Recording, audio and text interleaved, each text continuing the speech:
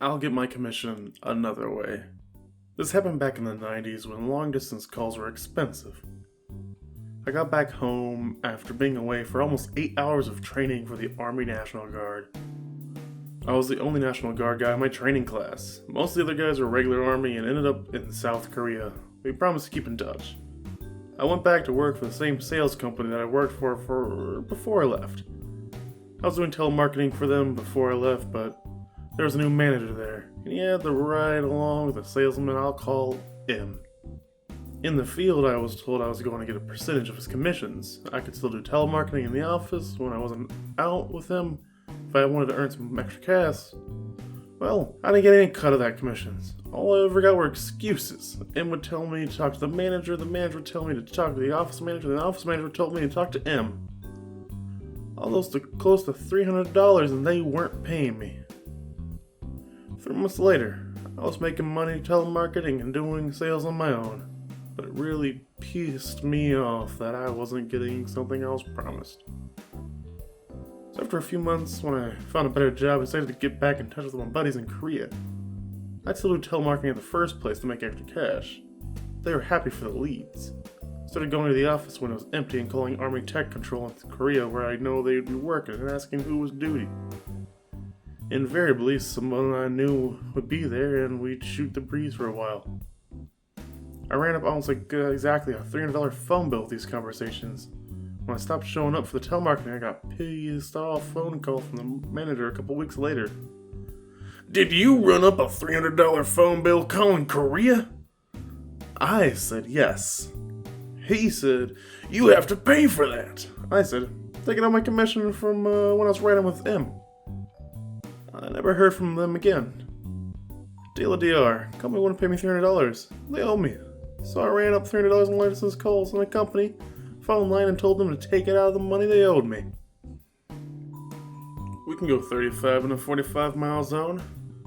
One morning, I was driving to work. On this particular stretch of freeway, the speed limit is 45 miles per hour.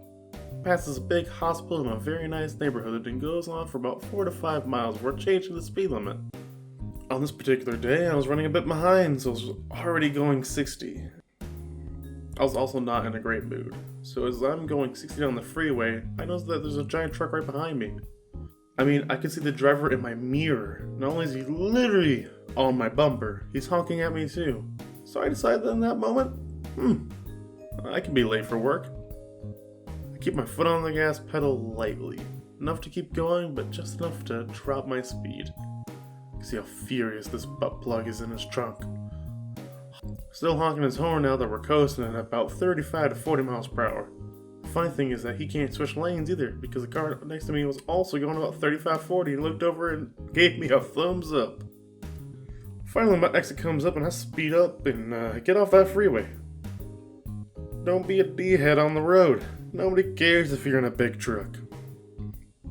Watch me type my password? Let me personalize it for you. This happened 9 or so years ago. I was 18, 19, my first full-time job working at a doctor's clinic. One of my coworkers was mid-40s who was horrible to me and anyone that wasn't a fat, middle-aged woman.